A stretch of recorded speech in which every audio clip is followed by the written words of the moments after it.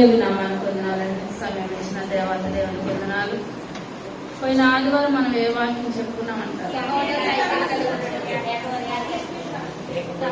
ఫిలిప్పీలు రాసిన పత్రిక. ఇంకా సహోదరులు ఐక్యత కలిగి నివసించుట. మనం చెప్పుకున్న వాక్యంలో ఇద్దరు పేర్లు చెప్పుకున్నాం. లవోదియ, సిందికే. ఇటువైపు లవోదియ. ఆ ఫిలిప్పీ సంఘాన్ని ఎవరు స్థాపించారు? ఎవరి ద్వారా స్థాపించబడింది? పౌలు గారి ద్వారా స్థాపించబడింది. దానికి సపోర్ట్ ఎవరు చేశారు? ప్లస్ ఇంకా ఎవరున్నారు? స్త్రీలు. లవోదియ, సిందికే అనేకమైన స్త్రీల ద్వారా ఆ యొక్క సంఘము స్థాపించబడింది. బైబిల్ గ్రంథంలో కొంతమంది ఉన్నారండి సింహాన్ని చంపిన వాళ్ళు. చెప్పాలి. సంసోను, దావీదు,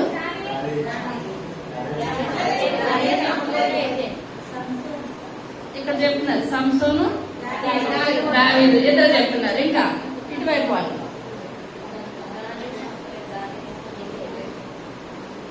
సింహాన్ని చంపిన వాళ్ళు. దావీదు ఇక్కడ చెప్పేస్తారు. దావీదు అయిపోయారు. దావీదు సంసోను అయిపోయారు. ఇంకా ఉన్నారంటారా? అయిపోయారంటారా? ఉన్నారు. 10 మంది చివరికి వచ్చారు. అంతేనంటారా? ఎవరికైనా గుర్తుకు వస్తుందంటారా? చెప్పమంటారా?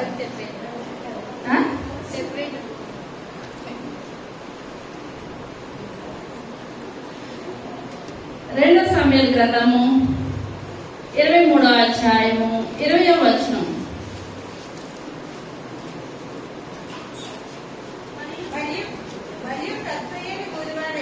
మరియు కబ్సయేలు ఊరువాడైన పరాక్రమశాలికి పుట్టిన చాలు. చిన్న ప్రార్థన చేస్తాం. పరమా జీవము నాకు నీవా, తిరిగి లేచెను నా తోడుండా. పరమా జీవము నాకు నీవా, తిరిగి లేచెను నా తోడుండా.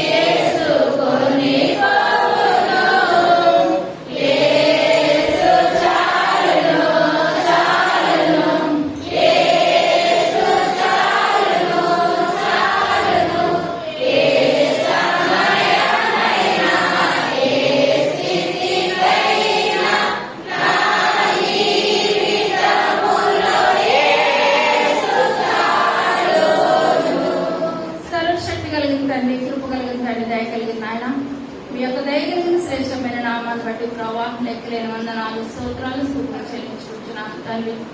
అయ్యా మా సంఘం ప్రభా, మాట విలేని సంఘం ప్రభా, అయ్యా వాక్యంలో ప్రభావ ముందుకుంటున్నారు నాయన, ప్రార్థనలో ముందుకుంటున్నారు, ప్రతి విషయంలో ముందుకుంటున్నారు తండ్రి.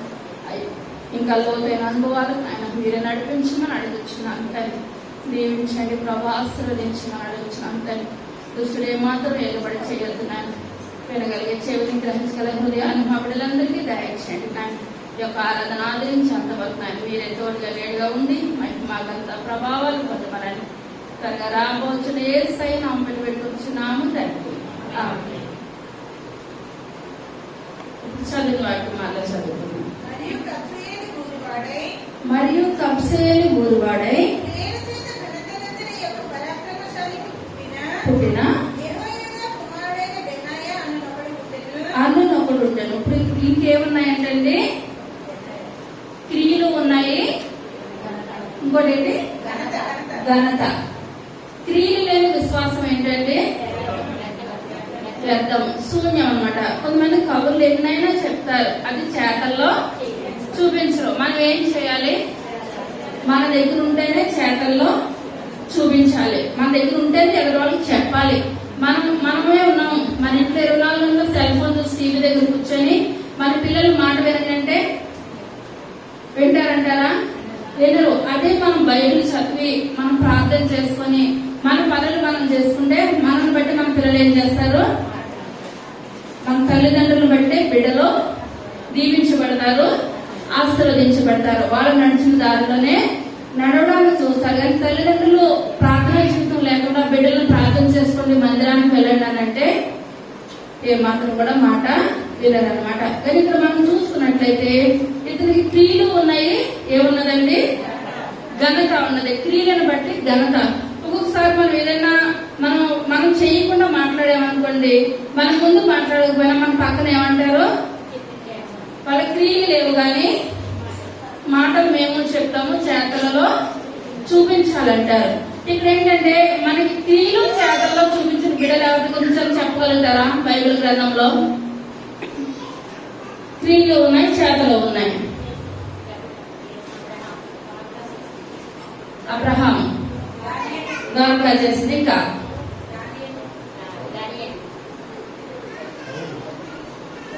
అబ్రహాం గురించి చెప్పుకుందాం. ఆది కాండము 22వ అధ్యాయము మొట్టమొదటి వచనం.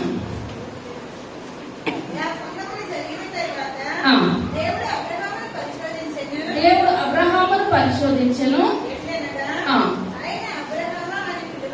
పిలువగా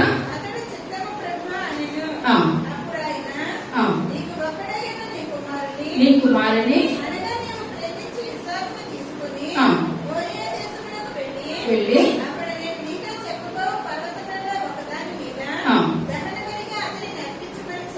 చెప్పాను. గంత కట్టి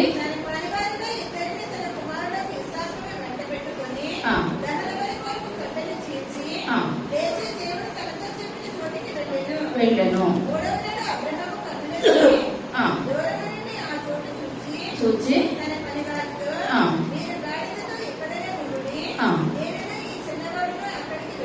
అక్కడికి వెళ్ళి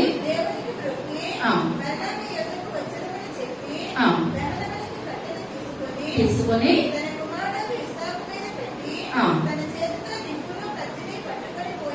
చాలండి. మరి ఈ వాక్యం చాలా సార్లు చెప్పుకున్నాం. అబ్రహాంలో ఏమున్నది? విశ్వాసం ఉన్నది, క్రియలు ఉన్నాయి, నిరీక్షణ, ప్రతిదీ కూడా ఉన్నది. ఏకైక కుమారుడికి ఎన్నో సంవత్సరం దేవుడు ఇచ్చాడండి? 100వ సంవత్సరానికి ఇచ్చాడు. వాగ్దానం చేసే 25 సంవత్సరాలు 75 సంవత్సరాలు దేవుడు వాగ్దానం చేశాడు. 100వ సంవత్సరం వచ్చేటప్పటికి నెరవేర్చాడు. ఇంత ఏకైక కుమారుని దేవుడు మనతో అబ్రహాం ఏం చేసిన వెనక్కి తీశాడంటారా? ఏ మాత్రం కూడా వెనక్కి తీయలేదు. దేవుడు చెప్పిన ప్రదేశానికి మరి ఆ ప్రాంతానికి తీసుకుని వెళ్ళి కుమారుని బలి ఇవ్వడానికి సిద్ధపరిచినప్పుడు దేవుడు అక్కడ ఏం చేస్తాడంటే ఒక పొట్టేల్ని అక్కడ పెట్టి నువ్వు ఏం చేస్తావంటే మాటలు చెప్పడం కాదు, క్రియలలోనూ నువ్వు చూపించావు. కానీ ఇప్పుడు మనకి ఏంటంటే అబ్రహాము మనందరికీ తండ్రి, విశ్వాసులకు తండ్రి. రెండవదిగా ఆ క్రియలు కలిగించిన వారు రాహాబు అన్నమాట. యెహోషువ గ్రంథము 2వ అధ్యాయము మొట్టమొదటి వచనం.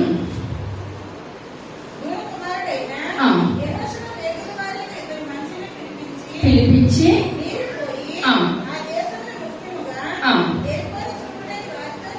చెప్పి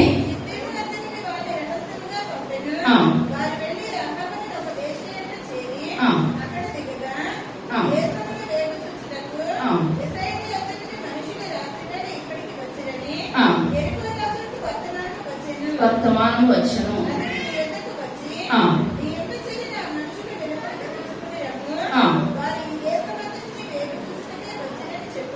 చెప్పుటకు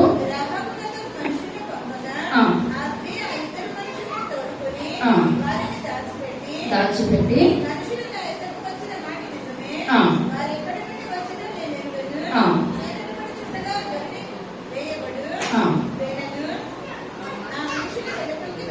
వెలుపలికి వెళ్ళేది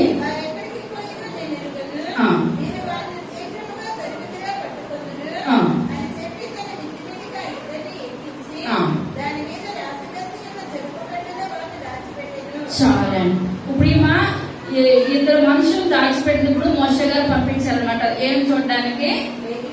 కానాని వేగి చూడడానికి ఎలా ఉందో చూసి రమ్మన్నదప్పుడు అప్పటికే ఇప్పుడు యెహోషువ వాళ్ళందరూ బయలుదేరి వస్తుంటే అక్కడ ప్రతి ఒక్క రాజు ఇప్పుడు ఏం చేస్తున్నాడు? అడ్డుకుపోతున్నాడు అనమాట. వాళ్ళు మన దగ్గరికి వచ్చారంటే మనకి ఏమిటి కూడా ఉండదు. ఎందువల్లంటే దేవుడు వాళ్ళకి తోడై ఉంటున్నాడు.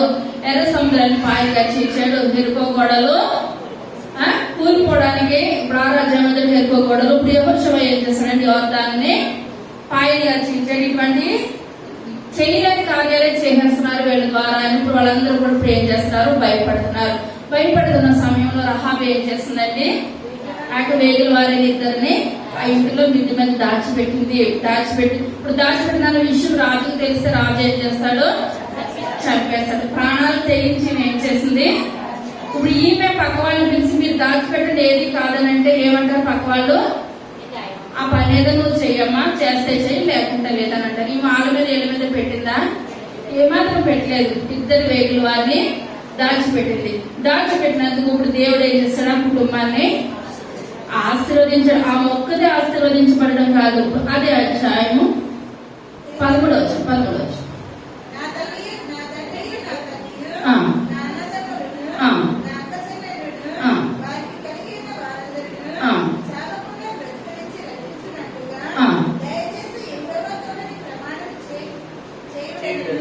చాలండి. ఈ మొక్క చేసిన పనికి ఎంతమంది రక్షించబడ్డారు?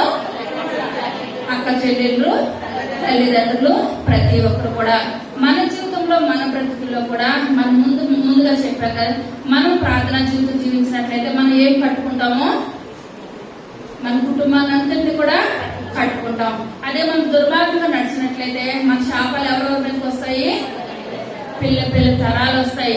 ఆశీర్వాదాలు తరతరాలు, శాపాలు ఎన్ని తరాలు వెళ్తాయండి? 7 తరాలు వెళ్తాయి. మన బిడ్డలు మన ఆశీర్వాదం తెస్తున్నావా, శాపాన్ని తెస్తున్నావా? మన జీవితంలో మనకు మనమే పరీక్ష చేసుకోవాలి. ఈమె ఒక్క స్త్రీ ఏం చేస్తుంది? 2 బిడ్డల్ని దాచింది కనుక కుటుంబం తల్లిదండ్రులతో అక్క తల్లిదండ్రులు ప్రతి ఒక్కరితో కూడా ప్రేమ వచ్చింది, ఆశీర్వాదం వచ్చింది, దీవెన వచ్చింది. వీళ్ళు కానాన్లో ప్రవేశించారు. కానాన్లో యెహోషువ గారు వాళ్ళకి ఏం చేస్తారండి?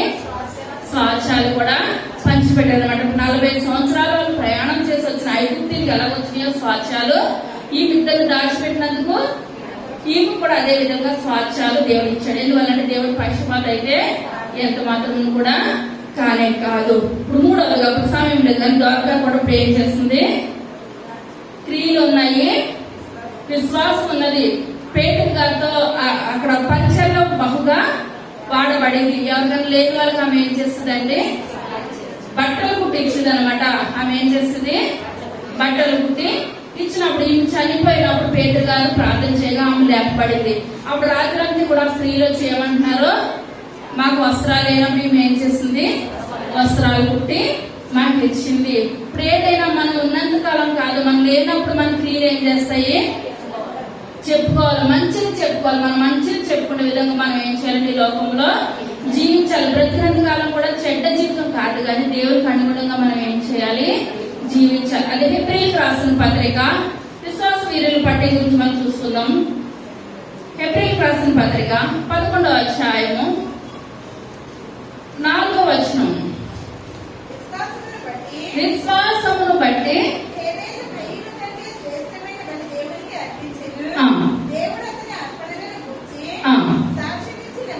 సాక్ష్యం ఇచ్చినప్పుడు నీతిమంతులని సాక్ష్యం పొందెను. చాలా. ఇప్పుడు చనిపోయాడా? అప్పటికి చనిపోయి మృతులన్నీ కూడా ఏమనిపించుకున్నాడు? మళ్ళీ చదవాలి. ఏమనిపించుకున్నాడు?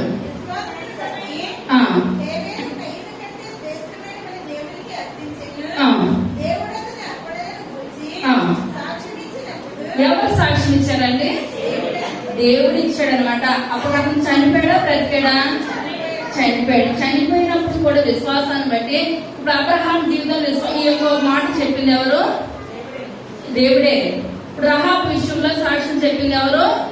దేవుడే. ఇప్పుడు చనిపోయాడు కైగాను విషయంలో దేవుడే. ఇప్పుడు ద్వారకా చనిపోయినప్పటికీ క్రియలు ఎలాగున్నాయి? మంచిగా అక్కడ వాళ్ళందరూ కూడా మంచి మంచిగా చెప్పుకుంటున్నారు. కానీ ఇక్కడ మనం ఈ యొక్క దినాన్ని చెప్పుకునే మనుషుల్లో దావీదు యొక్క సైన్యాధిపతి అనమాట. ఇప్పుడు దావీదు ఏ యుద్ధంలోకి వెళ్ళినా సరే ఏం చేస్తున్నాడండి? గొప్ప విజయాన్ని సాధించేవాడు. దావీదు యుద్ధంలోకి వెళ్తే ప్రతి యుద్ధంలో కూడా దావీదు గెలుచుకుంటానే వచ్చేవాడు. ఇప్పుడు దావీదు యుద్ధం చేసేవాడా, వెనకటి వాళ్ళు పంపించేవాడా? యుద్ధం చేసేవాడు. దావీదు యుద్ధం చేసినప్పుడు ఇప్పుడు యుద్ధానికి వెళ్ళాలంటే ఆ భయంతో కాదు, మనం ఏం చేయాలి? ధైర్యంతో ముందుకు వెళ్ళాలి. ఇప్పుడు దావీదు ధైర్యంతో యుద్ధానికి ముందుకు వెళ్ళినప్పుడు దావీదు దగ్గర చాలా మంది యోధులు ఉంటారు, బలమైన వారు ఉంటారు, శక్తి కలిగిన వారు ఉంటారు. ఆ బలమైన వారిలో ఒక 30 మంది వాళ్ళు దావీదు ఏం చేస్తారంటే కేటగిరీ చేస్తాడనమాట. ఇప్పుడు వీళ్ళందరూ బలమైన వాళ్ళే. ఇప్పుడు నేను వాక్యం చెప్పాను కదా, వాక్యం చెప్పినప్పుడు ఇంతమంది ఉంటారు. ఇటువైపు తిరిగితే కొంతమంది ఆన్సర్ చెప్తారు, ఇటువైపు తిరిగితే కొంతమంది చెప్తారు అన్నది నాకేముంటదండి? మైండ్ లో ఉంటది. చాయిస్ లో కూర్చున్న కొంతమంది, మిగిలిన వాళ్ళు ఏంటంటే చెప్పగలుగుతారు కానీ చెప్పలేరు. కరెక్ట్ వచ్చినప్పుడు ఏమో నోట్లో చెప్పుకుంటారు, తప్పు వస్తే బయటికి చెప్పేస్తారు. ఆ బయటికి చెప్పేసిందే ఏమవుతుంది? తప్పు అయిపోతుంది, భయపడిపోయి చెప్పలేదు అనమాట. కానీ యుద్ధానికి వెళ్ళిన వాళ్ళందరిలో కూడా బలవంతులే. కానీ అందులో ఎక్కువ ఇది ఇంతమందిని చంపాడు, బలమైన మనుషులుగా యోధులుగా నిలబడ్డాడు. ఇది ఇంతమందిని చంపాడు, బలమైన వారిగా నిలబడ్డారంటే యోధులందరిలో కూడా దావీదు 30 మందిని ఏం చేస్తాడండి? పక్కన పెట్టారనమాట. ఏ యుద్ధంలోకి వెళ్ళినా ఎంతమంది ఉన్నా 30 మంది కంపల్సరీ ఉండాలి. ఆ 30 మందిలో ఇప్పుడు ఆ యొక్క 30 మందిలో కూడా దావీదు మళ్ళీ ఏం చేస్తున్నారు? వేరే చేస్తున్నారు అనమాట. ఆ యొక్క 30 మందిలోనూ ముఖ్యుడు ఇప్పుడు ఎవరు మనం చెప్పుకున్న బెనాయా. అతని పేరు ఏం పేరండి? బెనాయా. ఇతను కూడా ఒక సింహాన్ని చంపాడు. ఎంతమంది చంపారు సింహాన్ని? 3. మొట్టమొదటిగా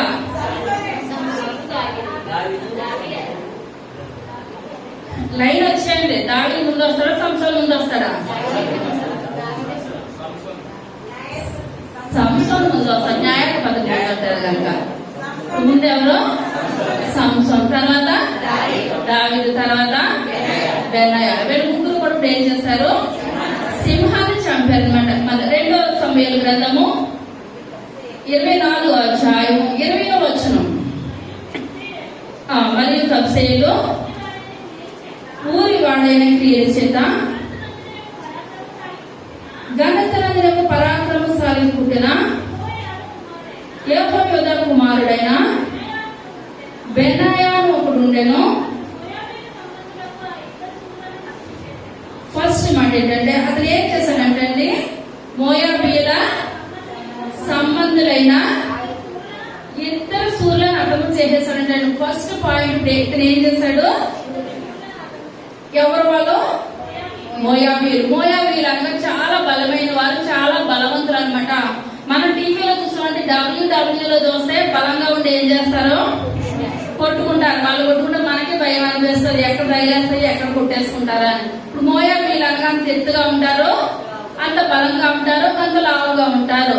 వాళ్ళు కొట్టుకుంటున్నారు. అటువంటి వాళ్ళని ఇప్పుడు ఏం చేస్తాడండి? మోయాబీయులు 2 బలవంతులైన వారిని హతము చేసేసాడు, చంపేశాడు. 2వ పాయింట్ ఏంటి? మరియు మంచు కాలమున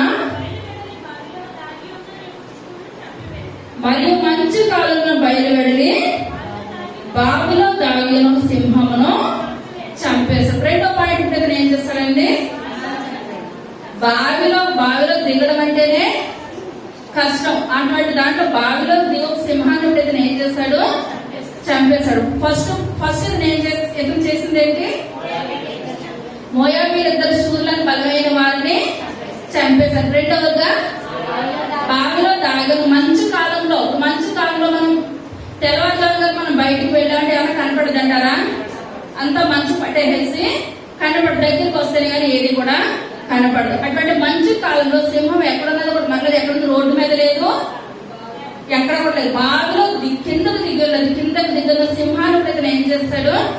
చంపేశాడు. 3వదిగా ఒక ఐగుప్తీయుని చంపాను.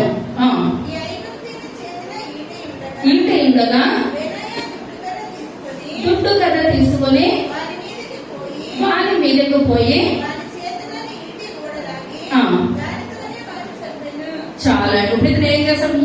అంటే ఏంటి?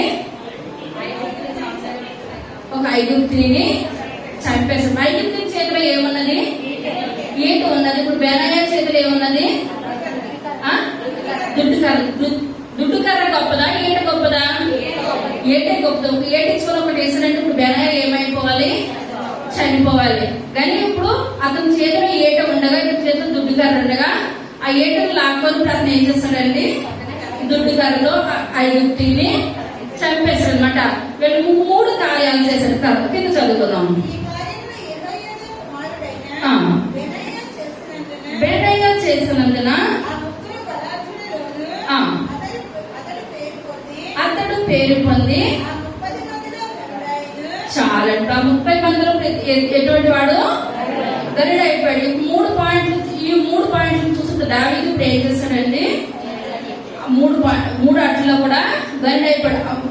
ఆ మంచి మంచి యుద్ధ వీరులో 30 మందిని తీస్తాడు. ఆ 30 మందిలో ఈ ఒక 3 పాయింట్లు వచ్చేటప్పటికి 30 మందిలో ఏ స్థానానికి వచ్చేసాడు?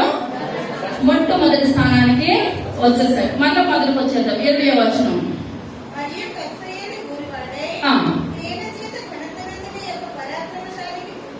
పరాక్రమశాలి అంటే ఎవరండి? ఎదురు లేనివాడు. కరెక్టే. ఇప్పుడు యెహోయాదాకు ఇప్పుడు ఏమవుతాడు? మళ్ళీ చదువుకుందాం.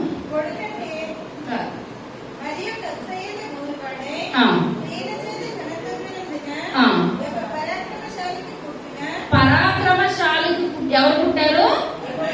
యెహోయాదా పుట్టాడు. పరాక్రమశాలి అంటే అతను మనిషి ఉన్నాడంటారు అక్కడ.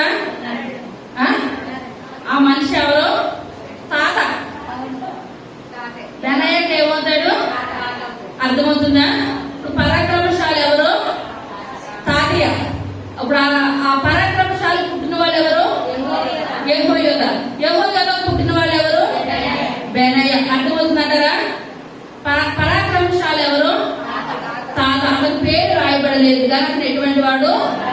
పరాక్రమశాలి. ఇప్పుడు మన జీవితం తాత ముత్తాతల కాంచి కూడా ఎలా రావాలి? సరి అయినదిగా రావాలి. మన తాతలో ప్రార్థన ఉండాలి, తర్వాత మన తండ్రిలో ప్రార్థన ఉండాలి, కుమారుడిలో ఏముండాలి? ప్రార్థన ఉండాలి. మన తాత ముత్తాతల నుంచి వచ్చేయాలన్నమాట. ఇప్పుడు పరాక్రమశాలికి ఎక్కడి నుంచి వచ్చేస్తుంది? వీళ్ళకి తాత ముత్తాతల నుంచి వచ్చేస్తుంది. బైబిల్ గ్రంథంలో ప్రతిది కూడా పరిశుద్ధాత్మ తండ్రి ఏది కూడా పుట్టినే రాయబడలేదు. దావీదు పాపం చేస్తే పాపం చేసిన రాయబడిందా? మరుగుపరిచేస్తాడా దేవుడు?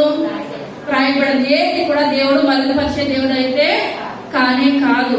ఇప్పుడు ఇక్కడ చూసుకున్నట్లయితే ఇప్పుడు తాతయ్య పరాక్రమశాలి. తాతయ్య కుమారుడు ఎవరు? యెహోయాదా. యెహోయాదా అనగా దానికి అర్థం ఏంటంటే దేవుడే చూచును. ఏంటండి? దేవుడే చూస్తాడు. ఇప్పుడు యెహోయాదా ఎంత పరాక్రమంతుడు, దావీదు దగ్గర ఎంతగా పనిచేస్తాడో దేవుడే చూస్తున్నాడు. దేవుడే చూస్తున్నాడు. చాలా మంది అంటారు మనకి ఏదైనా మనకు అన్యాయం జరిగింది ఎప్పటికైనా దేవుడు నాకు ఏం చేస్తాడు? న్యాయం చేస్తాడు. దేవుడే చూస్తున్నాడు. దేవుడి మీద మనం ఏం చేస్తాము? మన భారం అంతా కూడా ఆయన మీద వేసేస్తాం. ఇప్పుడు తండ్రి అయిపోయాడు యెహోయాదా. తన కుమారుడు ఎవరు? బెనయ్య. బెనయ్య అనగా అర్థం ఏంటంటే దేవుడే కట్టును. ఏంటండి? ఇప్పుడు ఇలా దేవుడికి ఎవరి దగ్గర అయిపోయారు? యెహోయాదా అనగా దేవుడే చూస్తాడు. బెనయ్య అనగా దేవుడే కట్టును. నేను బాగా మంది ఎవరి మీద విడిచిపెట్టేస్తున్నారు? దేవుడి మీదే విడిచిపెట్టేస్తున్నారు. మనకి ఏదైనా కష్టకాలం వచ్చింది, మనకు ఆపద వచ్చింది, మనకి ఇరుకులు వచ్చినాయి, ఇబ్బందులు వచ్చినాయి, ప్రభా మా తాత ముత్తాతల కంటే మేము మీ మీదే ఆధారపడ్డామయ్యా, మీ మీద మేము ఆనుకొని ఉన్నాం. ఎందువల్లంటే ఆకాశ పక్షులు కూడా మీరు పస్తుంచే దేవుడు అయితే మీరెంత మాత్రము కానే కాదు ప్రభా. ఇప్పుడు ఈ బిడ్డలందరూ కూడా దావీదు పక్షాన చేరారనమాట. దావీదుతో సమానంగా మేము చనిపోయిన పర్వాలేదు కానీ ఎవరు బ్రతుకుండాలి? దావీదు బ్రతకాలి. దావీదు కొరకు మేము ఏమైనా చేస్తాం. పరాక్రమశాలుడు అనమాట. ఆ వంశం వెంబడి వంశం వీళ్ళందరూ కూడా దేవుని కొరకు వాడబడుతున్నారు. అలాగే మన బైబిల్ గ్రంథంలో ఇంకొక పేరు రాయబడి ఉన్నది. తాతల కానించి ప్రార్థనా పరులు. ఎవరంటారు? తిమోతి. చప్పట్లు కొడదాం. దేవుని నామానికి వందనాలు. 2వ తిమోతికి రాసిన పత్రిక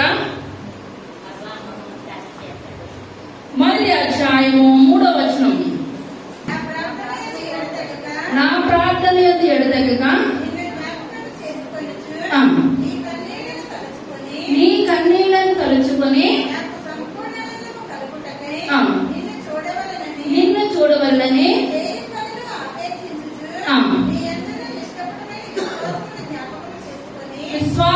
జ్ఞాపకం చేసుకుని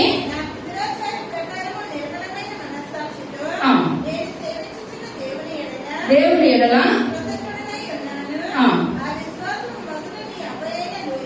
మీ అవ్వయైన ఎవరిలోనంటండి లోయలోను మీ తల్లి అయిన యునేకాలోను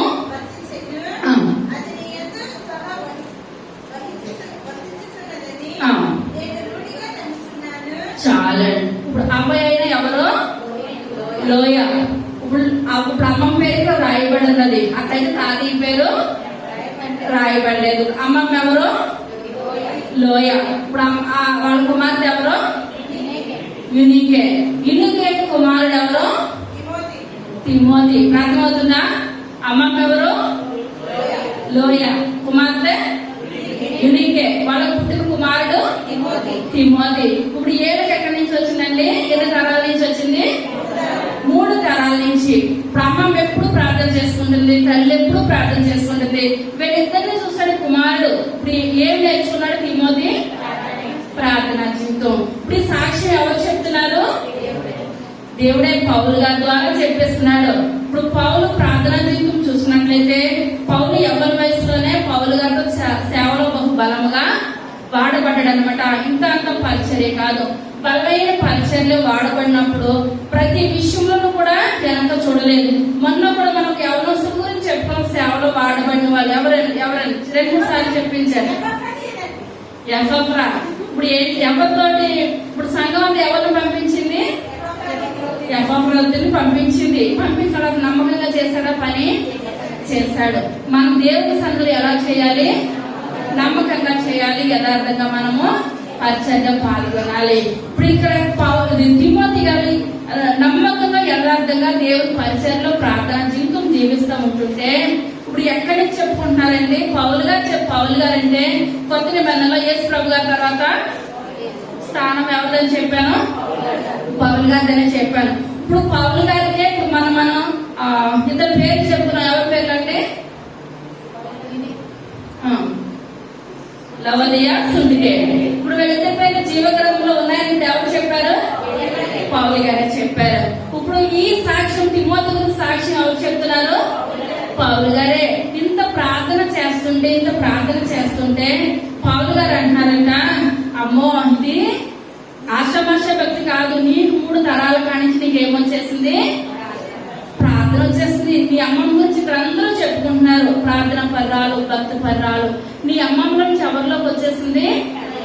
తల్లిలోకి వచ్చేసింది, నీలోకి వచ్చేసింది, నీ తల్లిలోకి వచ్చేసింది, తల్లిలో నుంచి కుమారులోకి వచ్చేసింది. ఇప్పుడు మనం ఏం చేస్తున్నాము? మన బిడ్డలు మన గురించి ఏం చేస్తున్నారు?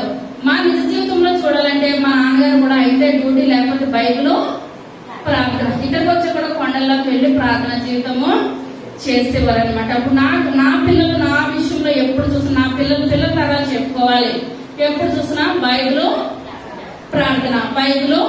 ప్రార్థన. రెండో విషయం అంటే ఏది కూడా ఉండదు.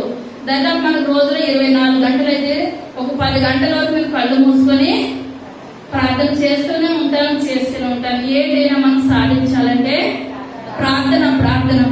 మన బిడ్డలకు మనం దీవెనకరంగా ఉండాలన్నా, ఆశీర్వాదకరంగా ఉండాలన్నా మన కన్నీరు మున్నీరు ఎక్కడికి వెళ్ళాలండి? దేవుని పాదాల చెంతకి వెళ్ళాలన్నమాట. ఇక్కడ మనం చూసుకున్నట్లయితే వీళ్ళు 3 తరాల కానించి లోయలోను, యునేకేలోను, తిమోతిలోను ప్రార్థన. ఇక్కడ మనం చెప్పిన వాక్య భాగంలోకి వచ్చేసినట్లయితే ఇప్పుడు ఎవరెవరిలో ఉంది? పరాక్రమశాలుడు తాత యెహోయోద, బెనయ. యెహోయోద అనగా అర్థం ఏంటండి? దేవుడే చూచును. బెనయ అనగా దేవుడే కట్టును. ఇప్పుడు మన భారం అంతా కూడా ఎవరు చూడాలి, ఎవరు చేయాలి, ఎవరు కట్టాలి? దేవుడే చూడాలి, దేవుడే కట్టాలి. మనం దేవునిలో అనుగుణంగా ఉన్నట్లయితే మన పిల్ల తరాలు ఏం చేస్తాయండి? దీవెనకరంగా ఉంటాయి, ఆశీర్వాదకరంగా ఉంటాయి. ఇప్పుడు యేసు ప్రభు ఈ లోకంలోకి వచ్చిన తర్వాత ఎన్ని సంవత్సరాలు జీవించారు? 33.5 సంవత్సరాలు జీవించారు. పరిచర్య అన్నారు చేశారు, గాఢమైన పరిచర్య 3.5 సంవత్సరాలు. 3.5 సంవత్సరాలు పరిచర్య చేసిన తర్వాత ఆ యొక్క శిష్యులను ఏర్పరిచి ఎన్నో స్వస్థత కార్యాలు జరిగించారు, ఆశ్చర్య కార్యాలు జరిగించారు, అద్భుత కార్యాలు జరిగించారు. ఇవన్నీ జరిగించిన తర్వాత ఆయన అన్నట్టే సిలువ వేయబడి 3వ దినాన్ని ఆయన లేచాడు అనమాట. లేచిన తర్వాత ఆయన ఈ లోకంలో ఎన్నాళ్ళు ఉన్నారండి? 40 రోజులు ఆయన ఉండి ఇప్పుడు అందరికి కూడా ఆయన కనిపించారు. కనిపించినప్పుడు ఎప్పుడైతే యేసుప్రభు గారిని సిలువ వేసేశారో, ఆ సిలువ వేసేసిన తర్వాత శిష్యులు అనుకున్నారు, ఇప్పుడు ప్రధాన శిష్యుడు ఎవరు? పేతురు గారు. ఆ పేతురు గారు అనుకున్నారు, ఇంకా ఈ పేతురు గారితో దేవుడితో మనం ఎక్కడికి వెళ్ళినా సరే 5 రొట్టెలు 2 చిన్న చేపలు ప్రతిదాని కూడా దేనికి ఆటంకం లేదు, అంతా మంచిగానే ఉంది. ఆయన వెళ్ళిపోయిన తర్వాత మనల్ని ఎవరు కూడా లెక్క చేయరు. ఎందుకు? వాళ్ళ వృత్తి ఏంటండి? చేపల వృత్తి అనమాట. వాళ్ళ వృత్తిలో మన వృత్తిలోకి మనం వెళ్ళిపోదామని ఆ యొక్క పేతురు గారు ఏం చేస్తారంటే చేపలు పట్టడానికనని ఆ యొక్క సముద్రం దగ్గరికి వెళ్ళిపోయారు. సముద్రం దగ్గరికి వెళ్ళిపోయినప్పుడు పేతురు గారి ముందు వెళ్ళిపోతే ఎవరు వెళ్ళిపోతారు? మిగిలిన వాళ్ళందరూ కూడా వెళ్ళిపోతారు. తల్లి ఎక్కడ ఉంటది? గట్టు మీద ఉంటే పిల్లలు గట్టు మీద ఉంటారు. నేను ప్రార్థనా జీవితం జీవిస్తే నా సంఘం ఏం చేస్తుంది? ప్రార్థనా జీవితం. నా కుటుంబం పెట్టిన సంఘం ఏంటి? ఇప్పుడు నేను వాళ్ళకి ఎలా ఉండాలి? మాదిరికరంగా ఉండాలన్నమాట. ఇక్కడ మనం చూసుకున్నట్లయితే ఇప్పుడు ఆ నమ్మకంగా ఉన్న ఆ పేతురు గారు కూడా మన చేపలు పట్టడానికి వెళ్ళిపోయారు. ఎప్పుడైతే వెళ్ళిపోయారో మిగిలిన వాళ్ళందరూ కూడా వెళ్ళిపోయారు. వెళ్ళిపోయినప్పుడు దేవుడు వాళ్ళు ఎక్కడ ఎదుర్కొన్నాడండి? ఎక్కడ ఎదుగుగా దొరుకుతారు వీళ్ళు? సముద్ర తీరాన దొరుకుతారు. ఇప్పుడు అక్కడికి వెళ్ళిన తర్వాత మనం చాలా సార్లు చెప్పుకున్నాం, అక్కడ యేసుప్రభు గారు పేతురు గారితో మాట్లాడారు. పేతురు గారితో మాట్లాడాక దేవుడు అంటున్నాడు, పేతురు నువ్వు నన్ను ప్రేమిస్తున్నావా అంటే పేతురు గారు ఏమంటున్నారండి? ప్రేమిస్తున్నాను. మళ్ళా యేసుప్రభు గారు అడుగుతున్నారు, పేతురు నువ్వు నన్ను ప్రేమిస్తున్నావా అంటే ప్రేమిస్తున్నాను. మళ్ళా 3వసారి మాట్లాడినప్పుడు పేతురు గారు ఏమంటున్నారు? అది నీకే తెలుసు ప్రభా, నాకైతే ఏ మాత్రం కూడా తెలియదు. ఎందువల్లంటే ప్రేమ ఉన్నది కానీ ఏ వృత్తిలోకి వెళ్ళిపోయారు? చేపల వృత్తిలోకి. మనకి ఒక దినాన్ని పరిశుద్ధ దినం అని తెలుసు, మనం ఎక్కడికి వెళ్ళిపోతాం? మందిరాన్ని విడిచి దూరంగా వెళ్తాం. మనలో ఏముండాలి? భయం ఉండాలి, భక్తి ఉండాలి. భయం ఉండి భక్తి లేకపోతే వ్యర్థమే. ఆ భక్తుండి భయం లేకపోయినా వ్యర్థమే. మనకి ఏం కలిగి ఉండాలి? భయం ఉండాలి, భక్తి ఉండాలి. ఇప్పుడు బెనయలో ఏమున్నాయి? భయము ఉన్నది, భక్తి ఉన్నది. ఈ యొక్క 2 కూడా బెనయలో ఉన్నప్పుడు అక్కడ రాజు మంచిగా వెళుతున్నప్పుడు ఎప్పుడు కూడా ప్రతి ఒక్కొక్క విషయంలో ఒక్కొక్క రకంగా సాధారణ ఏం చేస్తాడంటే మనం ఎక్కడైతే మైనస్ పాయింట్ ఉంటుందో అక్కడే పట్టుకొని ఏం చేస్తాడో లాగేస్తాడు అనమాట. కరెక్ట్ గా సాతానికి దొరికిపోతాం. ఇప్పుడు ఆ యొక్క దావీదు యొక్క పరిపాలన మంచిగా ఉంది. మంచిగా ఉన్న సమయంలో ఆ యొక్క దుష్టుడు ఎవరికి పట్టాడండి? కుమారుడు గారు వచ్చేస్తాడు అనమాట. మన ఇంట్లో వాళ్ళ గారునే వస్తాడు. సాధారణ బయట నుంచి ఎక్కడి నుంచి కూడా రావడానికి విధానం ఉండదు. ఇప్పుడు దేవుడు మందిరంలోకి రావాలంటే బైబిల్ పట్టుకున్న వాళ్ళు ఎవరిలోనూ ఒకరిలో ఉండి ఆడు ఏం చేస్తుంది? సైతానుడు గుళ్ళోకి వచ్చి కూర్చుంటారు. ఒకరు ముందుకి వెనక్కి పడ్డారని మిగిలిన అందరూ కూడా ఒకటే నిద్ర ఎక్కడి నుంచి వస్తుందో మనకి అర్థం కానట్టు వచ్చేస్తుంది అనమాట. ఎందువల్లంటే సైతాను మనల్ని ఎలాగా పడవేయాలా చూస్తాడు అనమాట. ఇక్కడ చూసుకున్నట్లయితే ఇప్పుడు అబ్షాలోము ద్వారా దావీదు మీద ఇప్పుడు ఏం జరిగింది? కుట్ర జరిగింది. బయట వాళ్ళ మీద జరిగితే దావీదు అంటేనే మిగిలిన వాళ్ళందరూ కూడా భయపడిపోతారు. బయట వాళ్ళ ద్వారా రాలేదు ఈ యొక్క శ్రమ, ఈ యొక్క హింస. ఇది ఇంట్లో వాళ్ళ ద్వారానే వచ్చింది. ఇప్పుడు అబ్షాలోము ఏం చేస్తాడు? ఆ యొక్క రాజ్యాన్ని 2గా చీల్చేస్తాడు అనమాట. 2గా చీల్చేసినప్పుడు ఇప్పుడు చాలా మంది ఏమనుకున్నారంటే దావీదు వయసు అయిపోయింది కదా, దావీదు పెద్దవాడు అయిపోయాడు, దావీదు పక్కన జరిగిపోతాడు, ముందే అబ్షాలోము వైపు వెళ్ళిపోయామంటే మాకు అబ్షాలోము మాకు ఏమిస్తాడు? మంత్రి పదవులేంటి, పెద్ద పెద్ద పదవులేంటి, ప్రతి విషయంలోనూ కూడా ముందుకు వెళ్ళొచ్చు అని చాలా మంది ఇప్పుడు ఏం చేస్తారండి? అబ్షాలోము వైపు చేరిపోయారు. కానీ బెనాయి అంటే నమ్మకంగా ఎవరి దగ్గర ఉన్నాడంటే దావీదు దగ్గరే ఉన్నాడు. ఇప్పుడు మనకి ఏం కావాలి? దేవుని సన్నిధిలో నమ్మకత్వం కావాలి, యథార్థత కావాలి అనుకున్నాడంట బెనయ్య.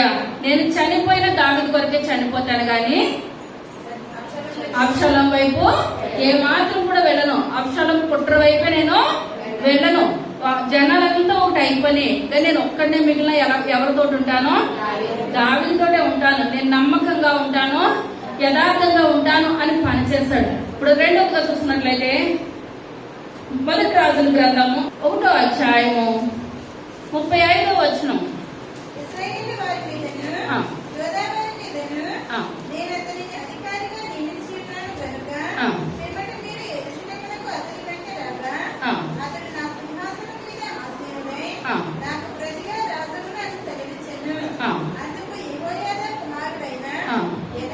బెనాయా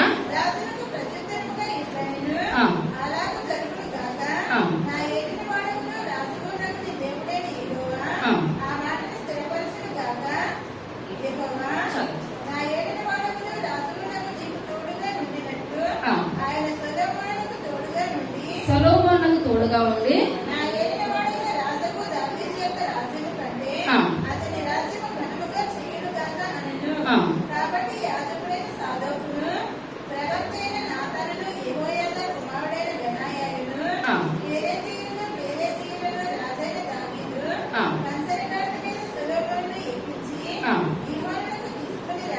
తీసుకొని రాగా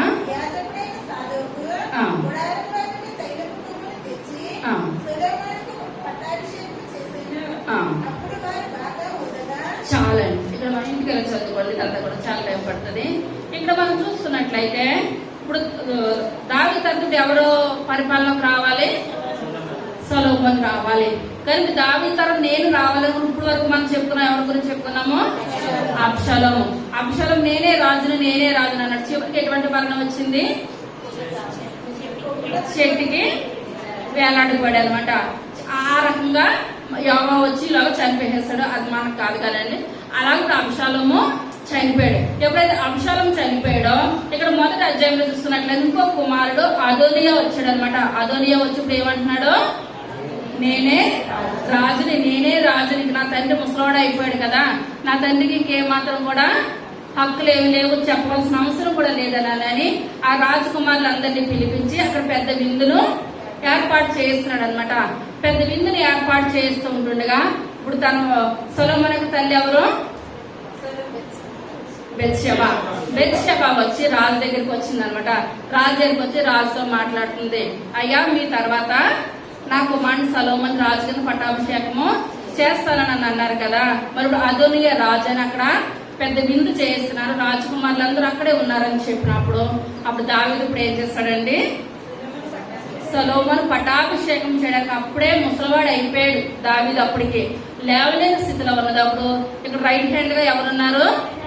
బెనాయా. దేవుని నామానికి పొందాలి. ఎక్కడి నుంచి ఎక్కడికి వచ్చి మనం ఎక్కడికి రావాలి? బెనాయా దగ్గరికి రావాలి.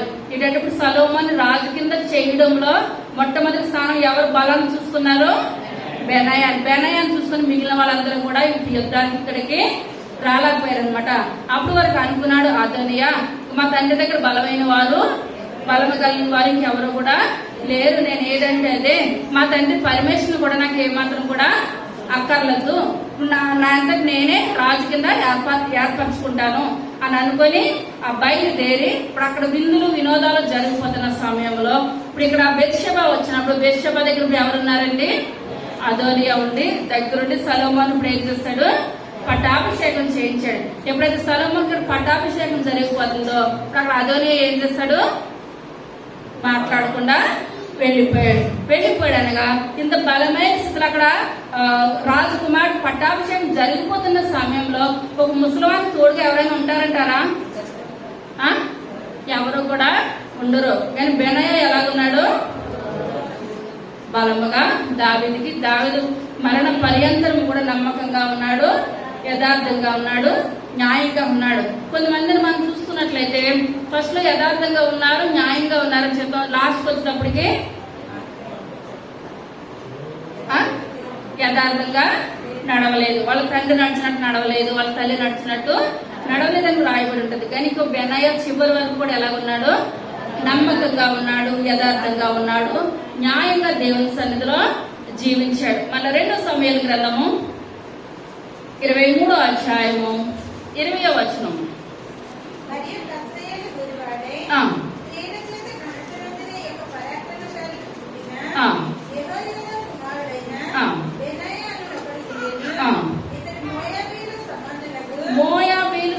యోధులకు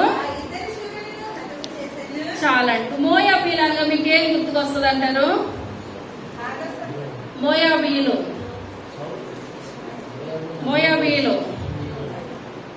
సంఖ్యాకాండము ఆ 3 పాయింట్ల గురించి చెప్పుకొని వాక్యం ముగించుకుందాం.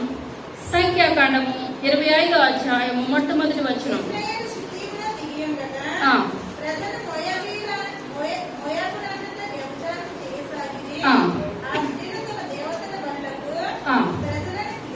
ప్రజలను పిలువగా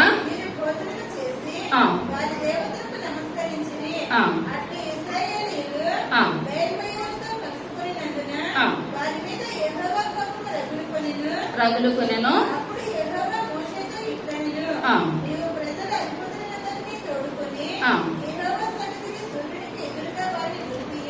చాలండి. ఇక్కడ ఏంటంటే ఇశ్రాయేలు ప్రజలు ఎన్నాళ్ళు నడుచుకుంటూ వస్తున్నారు? 40 సంవత్సరాలు ఐగుప్తు నుంచి నడుచుకుంటూ వస్తున్నారు. ఇంకా వాళ్ళు చాలా మటుకు నడుచుకుంటూ వచ్చేసినప్పుడు ఇక్కడ మోయాబులో పరిపాలన చేస్తున్న రాజు పేరు ఏంటండి? బాలాకు రాజు అనమాట. బాలాకు రాజుకు తెలిసింది ఏమని? బాలాకు రాజుకు తెలిసి ఇప్పుడు ఇశ్రాయేల్ ప్రజలందరూ కూడా వచ్చేస్తున్నారు. వాళ్ళు వచ్చారంటే ఇప్పుడు మనం ఎందుకు పనికి రాకుండా అయిపోతాము, మన పదవులు ఉండవు, మన గృహాలు ఉండవు, ఏది కూడా ఉండవు, అన్ని వాళ్ళు పట్టుకొని వెళ్ళిపోతారు. కానీ ఇప్పుడు వాళ్ళు మనం ఏం చేయాలి?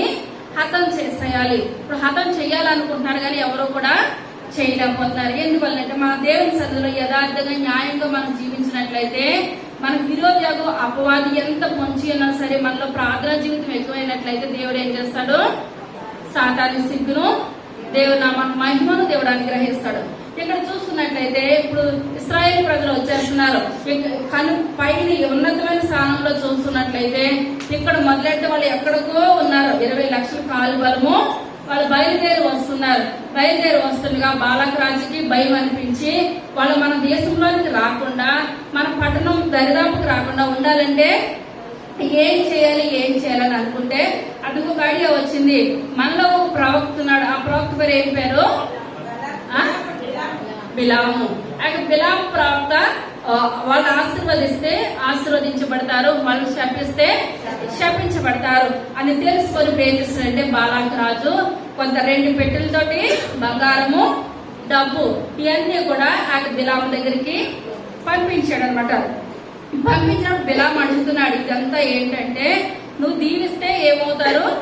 దీవించబడతారు, నువ్వు శపిస్తే శపించబడతారు. కనుక ఇప్పుడు వస్తున్నారు కదా, ఎక్కడికో ఉన్నారు ఇశ్రాయేలు ప్రజలు, వాళ్ళందరినీ కూడా ఒక్క మాట నోటు కూడా ఒక మాట శపిస్తే ఆ శపించినందుకు ఈ డబ్బంతా నీకు ఇస్తున్నాను అని చెప్పినప్పుడు ఇద్దరు ఏమనాలండి?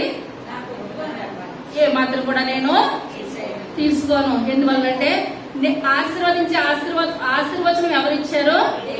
దేవుడే ఇచ్చాడు. నాకు ఇది దేవుడే ఇచ్చాడు కనుక నేను అది వ్యర్థంగా నేను వాడబడను. నేను దేవుని వరకే వాడబడతాను. ఒక్క మాట అంటే అతనికి పిల్ల తరాలు ఆశీర్వాదకరం. మనం మాట్లాడిన మాటను బట్టే మన కుటుంబం ఆశీర్వదించబడుతుంది. మన నడిచిన నడవడిని బట్టే మన కుటుంబము మన బట్టి ఎటు చూసినా సరే మన జీవితాలను బట్టి మన కుటుంబము ఆశీర్వదించబడుతుంది. మనం ఎంత సంపాదించిన ఆశీర్వాదం లేదా? మనలో ఏం లేదు, ప్రార్థన జీవితం లేదు. మనం ఎంత చేసినా అంత స్థితిలోనే మనం ఉన్నామా? దేవుల్లో మనకి ఏమి లేదు, దేవుడితో మనకు సాంగత్యము లేదు. మనం కొద్దిపాటి సంపాదనే మన దేవుడు విస్తరింప చేస్తున్నాడంటే ఉపేదితం కుటుంబాన్ని 3 నెలలు ఏమున్నది? మందస్సు ఉన్నది. 3 నెలల మందస్సు ఉన్నందుకే కుటుంబము ఎంతగా ఆశీర్వదించబడిందంటే రాజే తట్టుకోలేకపోయాడు అనమాట. అంత రీతిగా ఆశీర్వదించబడింది. ప్రతి కుటుంబంగా కష్టపడిపోయిందా? ఏమాత్రం కూడా కష్టపడలేదు. కానీ మనం కొద్దిపాటి సంపాదనే రాని మనం ప్రార్థనా జీవితం జీవించినట్లయితే మనం లేచి బైబిల్ చదవలేని రోజంటూ మన జీవితంలో ఉండదు, ప్రార్థన చేయలేని రోజంటూ మన జీవితంలో ఉండదు. ఆ విధంగా మన కుటుంబం ఆశీర్వదించబడినట్లయితే మన సంపాదన కొద్దిపాటు అయినా మన కుటుంబంలో ఉండేది. మన ఊరంతా తెచ్చుకుని హాస్పిటల్ పోసి కన్నా ఏంటండి దేవుడితో మనం గడిపినట్లయితే కొద్దిపాటి ఆశీర్వాదమే దేవుడు ఉన్నతమైన స్థితిలో మనకి 1000 ప్రతిఫలాన్ని దయచేస్తాడు. ఇప్పుడు అక్కడ బిలాము ఏం చేయాలనుకుంటున్నాడు? డబ్బుని బంగారాన్ని చూసి ఇశ్రాయేలు ప్రజల్ని శపించాలనుకుంటున్నాడు. కానీ దేవుని దగ్గర నేను మాట్లాడి మీకు చెప్తానంటే దేవుడు శపించే అంటాడా? మళ్ళీ 2వ రోజు మళ్ళీ డబ్బు బంగారం ముందు రోజు 2 పెట్టెలు పంపితే రంగు పెట్టెలు 2వ రోజు 4 డబ్బు పెట్టి పంపించేస్తున్నాడు. ఇతనికి ఏం చేయాలో కూడా అర్థం కాలేని పరిస్థితిలో ఉన్నదప్పుడు ఇప్పుడు ఇతను అనుకున్నాడు, దేవుడు ఏమాత్రం కూడా నన్ను శపించనిచ్చట్లేదు, అక్కడికి వెళ్ళి శపిద్దాం అనుకున్నా. ఇతను ఏం చేస్తున్నాడండి,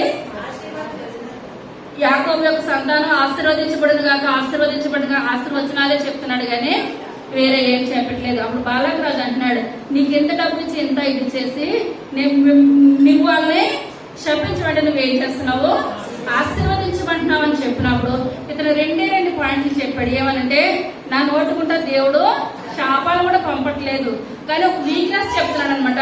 ఎందుకంటే మన కుటుంబంలో వీక్నెస్ పాయింట్లు కూడా ఎవరు చెప్తారండి, నా భర్తలో ఇది వీక్నెస్, నా పిల్లల్లో ఇది అని మనమే చెప్తాము. ఒక్కడు చెప్తే చాలు, అదంతా కూడా స్ప్రెడ్ అయిపోద్ది అనమాట. కానీ ఇప్పుడు మన ఇశ్రాయేలు ప్రజల గురించి ఇప్పుడు ఎవరు చెప్తున్నారు, బిలాము ప్రవక్త చెప్తున్నాడు. ఏమని, ఎందుకంటే మోయాబు స్త్రీలు చాలా అందమైన వాళ్ళు కదా, చాలా సౌందర్యవంతులు కదా, మీ యొక్క స్త్రీలని ఇశ్రాయేలు ప్రజల్లో పంపించేస్తే చాలు, వాళ్ళు ఏం చేస్తారు, పాపం చేసేస్తారు, వ్యభిచారం చేసేస్తారు.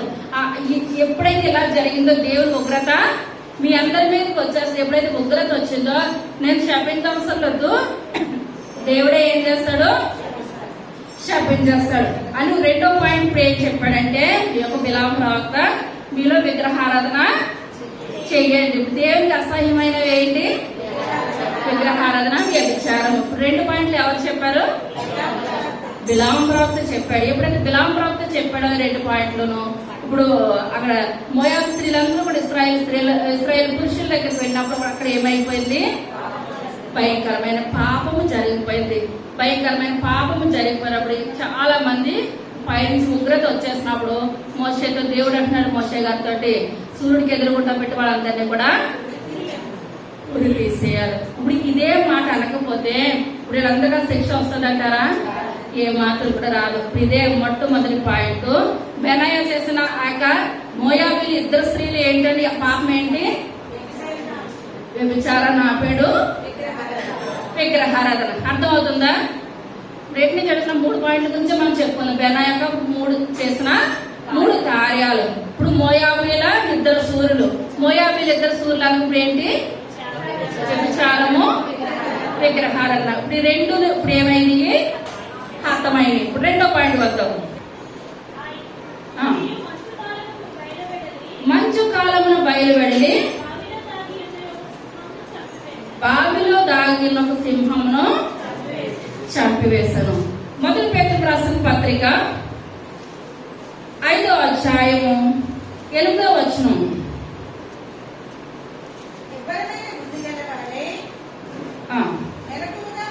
మెలకువగా ఉండుడి, మీ విరోధి అయిన అపవాది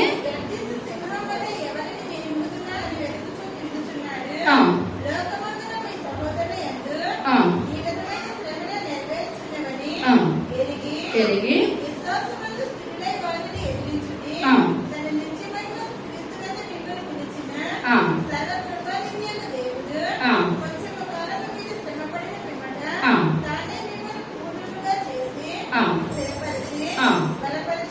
చాలా. ఇప్పుడు సింహం ఎక్కడున్నది, బావిలో ఉన్నదనమాట. మనకు అపవాది ఎప్పుడు కూడా కిందన పొంచి ఉంటాడు. మంచి అనగా ఏంటండి, లోకాశలు. మంచి అనగా ఏంటి, లోకాశలు. ఇప్పుడు అపవాది ఎక్కడుంటాడు, అపవాది ఎక్కడుంటాడు, కింద ఉంటాడు. ఇప్పుడు సింహం ఎక్కడ దాగి ఉన్నది, బావిలో. ఇప్పుడు బావిలో దాగి ఉన్నది. ఇప్పుడు మంచి అనగా లోకాశలు. మనకు లోకాశలు ఎక్కడి నుంచి వస్తాయి,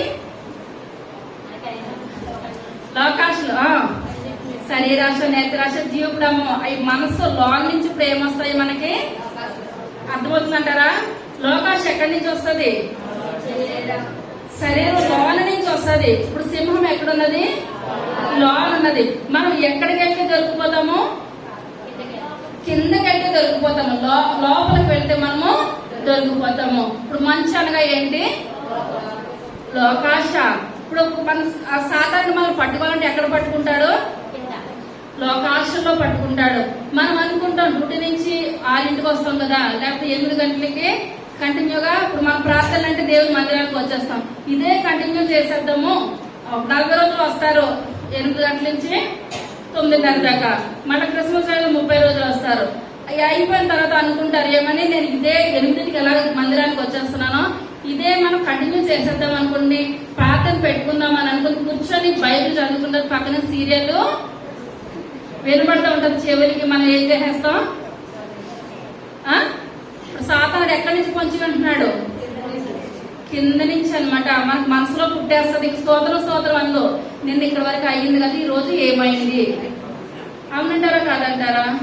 ఈ రోజు ఏమైంది, ఈ రోజు ఏమైంది? ఆ గంట మోకరించాలంటే మన వల్ల అయ్యే పని కాదు. కానీ ఇప్పుడు మనం ఏం చేయాలండి? సింహాన్ని జయించాలి, సాతానుని జయించాలి. మంచి కాలంలో ఉంటాడు. మంచి అనగా లోకాశ. మనకి సాతానుడు లోకాశల వైపు మనకి తిప్పేస్తూ ఉంటాడు. కానీ మనం లోకాన్ని జయించాలనంటే చాలా కష్టము. కానీ మనం భక్తి కలిగి ప్రార్థన జీవితంలో కనుక మనం కూర్చున్నట్లయితే ఎటువంటి సింహానికి కూడా మనం భయపడవలసిన అవసరము ఎంత మాత్రము కూడా లేదు. 3వ పాయింట్,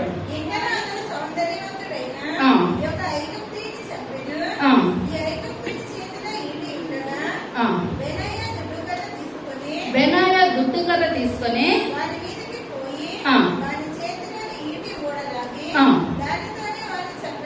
చాలండి. ఇప్పుడు 3వది ఏంటండి? ఐగుప్తు అనగా చాలా సార్లు చెప్పిన ఏంటి అర్థము?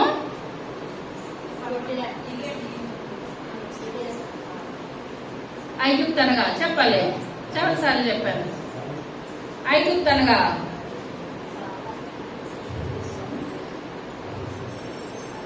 ఐగుప్తు లోకము. ఇప్పుడు ఏంటండి? లోకం. చాలా సార్లు చెప్పిన ఐగుప్తు అనగా ఏంటి అర్థము? లోకము. ఇప్పుడు 3వది ఏంటి? ఐగుప్తు అనమాట. సాతానుడు ఎక్కడ తీసుకొని వెళ్ళిపోతాడు? లోకంలోకి తీసుకొని వెళ్ళిపోతాడు. ప్రతి విషయంలో కూడా సాతానుడు మనల్ని బావ కిందకి లోకంలోనికి ఎక్కడికి పడితే అక్కడికి తీసుకొని వెళ్ళిపోతాడు. ఇప్పుడు సౌందర్యం అనగా ఇప్పుడు లోకంలోకి వెళ్ళిపోయిన తర్వాత యేసుప్రభు ఈ లోకంలోనికి వచ్చినప్పుడు 40 దినాలు ఆయన ఏం చేశారు? ఉపవాసం ఉండి ప్రార్థన చేసి మోకరించి ప్రార్థన చేసుకున్నారు. ఆమె నాకు 40 దినాలు అయిన తర్వాత పైకి లేదన్నప్పుడు ఎవరు వచ్చి కూర్చున్నారంటే పక్కన సాతానుడు వచ్చి కూర్చున్నాడు. సాతానుడు వచ్చి కూర్చొని ఇప్పుడు యేసుప్రభుని ఎక్కడ తీసుకువెళ్ళిపోయారు? ఎత్తైన శిఖరం మీద తీసుకొని వెళ్ళిపోయారు. ఎత్తైన శిఖరం మీద తీసుకొని వెళ్ళిపోయి లోకమంతా చూపిస్తుంది సాతానుడు. దేవునికి ఏది తక్కువ అంటారు? ఏది కూడా తక్కువ లేదు. లోకం అంతా చూపించి నువ్వు చాలా ఆకలితో ఉన్నావు కదా, రాళ్ళని రొట్టెలుగా మారుస్తాను, ఎలా పడితే అలాగా యేసుప్రభు గారిని శోధిస్తా ఉన్నారు. ఇవన్నీ విన్నాక దేవుడు అన్న దేవుని కుమారుని శోధించడానికి ఏమాత్రం కూడా వీలు లేదు. సాధారణ దగ్గర నుంచి వెళ్ళిపో. ఇప్పుడు మనం అనుకోవచ్చు మనలో మనము 40 దినాలు ఉన్నప్పుడు యేసుప్రభు గారిని ఎక్కడెక్కడికో సాధారణ తీసుకెళ్లిపోయాడు. ఒక 5 నిమిషాలు చేస్తున్నాను, 10 నిమిషాలు చేస్తున్నాను, 1 గంట చేస్తున్నాను, 2 గంటలు చేస్తున్నాను, నేనెంత, నా జీవితం ఎంత అని అనుకోవచ్చేమో. కానీ ఇప్పుడు మనకి ఎవరు తోడుగా ఉన్నారండి? దేవుడు మనకి తోడుగా ఉన్నాడు. దేవుని హస్తం మనకి తోడుగా లేకపోతే కరోనాలి లోకంలో నుంచి ఎంతో మంది ఇది అయిపోయారు. దేవుని చిత్తం లేక మనం ఉంటామంటారా? ఏ మాత్రం కూడా ఉండేవాళ్ళం అయితే మనము కానే కాదు. మనం ప్రార్థన చేసుకోవాలి. ఐగుప్తు అనగా ఏంటి? లోకము. ఇప్పుడు బెనాయా లోకంలో జీవించాడా? దావీదుకి అనుగుణంగా జీవించాడా? దావీదుకి అనుగుణంగా జీవించాడు. ఇప్పుడు చేసిన కార్యాలు ఏంటండి? ఫస్ట్ పాయింట్, మోయాబీల 2 శూరుల్ని చంపేశాడు. మోయాబీల 2 శూరులు. ఇప్పుడు అతను ఏం చంపాడు? విచారము, విగ్రహారాధన. దావీదు దగ్గర ఉన్నాడు. ఈ 2 పనులు చేసినట్లయితే ఇంకా సంపాదించేస్తాడు. ఆ పనులు ఏమైనా చేశాడంటారా? దావీదు దగ్గర నమ్మకంగా ఉన్నాడు, యథార్థంగా ఉన్నాడు. రెండోది ఏంటి? మంచి కాలంలో బావిలో ఉన్న సింహాన్ని చెప్పాడు. అంటే దానికి అర్థం ఏంటండి? మంచు అనగా లోకాశలకు వెళ్ళకుండా ఏం చేస్తాడు? సాతాన్ని పాతాళం కింద చితక తొక్కి సింహాన్నే చంపేశాడు. మూడవదిగా ఐగుప్తు అనగా లోకము. ఇప్పుడు లోకం వల్ల ఏం చేస్తుంది? ఆకర్షిస్తుంది, లాక్కుంటది. కానీ ఇప్పుడు బెనయాన్ని లాక్కుందంటారా? ఏమాత్రం కూడా లాక్కోలేదు. ఇప్పుడు ఆ యొక్క తాత ఎటువంటి వాడు? పరాక్రమశాలి. తాత యొక్క కుమారుడు ఏం పేరు? దేవుడే చూస్తున్నాం. తర్వాత బెనయా దేవుడే. ఇప్పుడు ఇక్కడ